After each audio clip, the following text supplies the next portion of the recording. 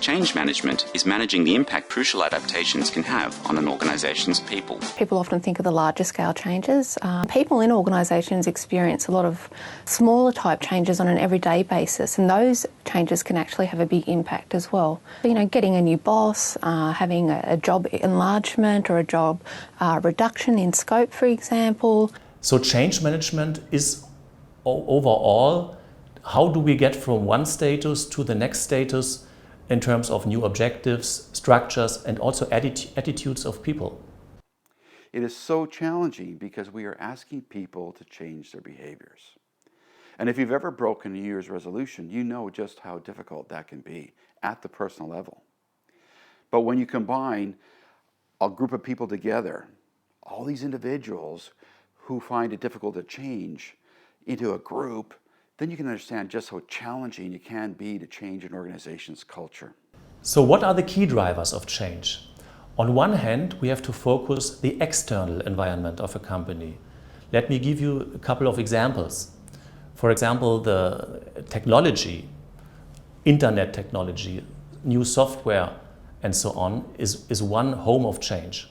A second one is the competition. Globalization and increased competition overall makes change very often necessary. 4 typical responses to change are the critic who opposes the change, the victim who panics, the bystander who ignores the change, and the navigator who's empowered to work with changing circumstances. The challenge for managers is to help people become navigators.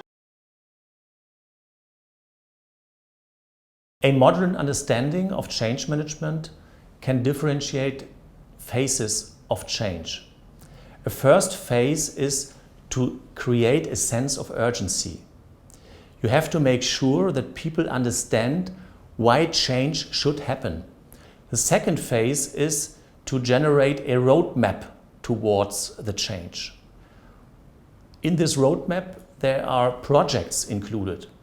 Projects because at the end of the day, you want to segment the change. And the third phase is how to sustain the change, because people and systems, teams have the tendency to fall back after a while into the old status if there is no understanding why the future should happen.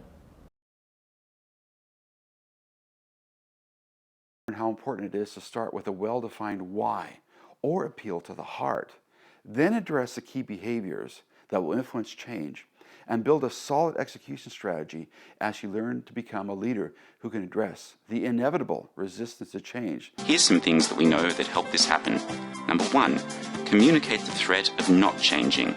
Number 2, where possible, involve your team in decision making. Number 3, minimize uncertainty. Number 4, celebrate successes in moving towards the goal. Number 5, keep explaining why we're changing.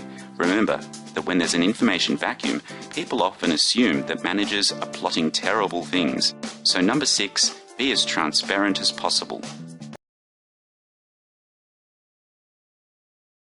With a little guidance on what and where to scan, staff can see for themselves how changes elsewhere affect their own work. Environment scanning is a continuous task.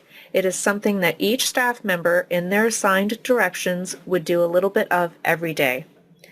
Because of this continuity, staff would begin to expect change. It would be seen as a natural byproduct of the environment they're now scanning regularly.